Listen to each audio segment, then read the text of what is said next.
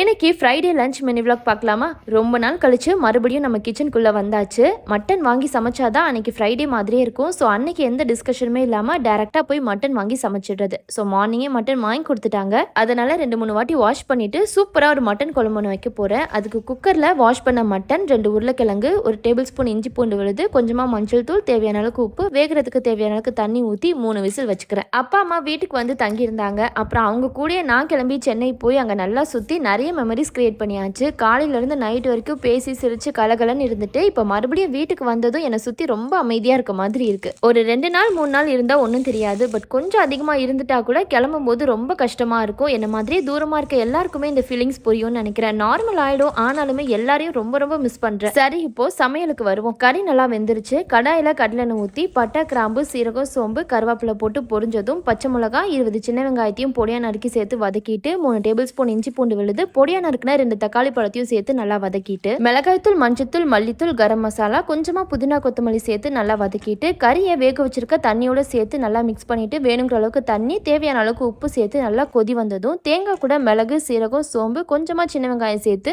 அரைச்சு வச்சிருக்கிறத ஊற்றி 15 நிமிஷம் லோ ஃப்ளேம்ல வச்சு எடுத்தீங்கன்னா கம்ம கம்மன்னு ஒரு வாசத்தோட மட்டன் குழம்பு தயார். கூடவே அவிச்ச முட்டை, மாம்பழம், ஊறுகாய் வச்சு சாப்பிட்டாச்சு. வீடியோ பிடிச்சிருந்துச்சுன்னா ஷீலூஸ் ரன்னிங்கை லைக் அண்ட் சப்ஸ்கிரைப் பண்ணிக்கோங்க. பாய்.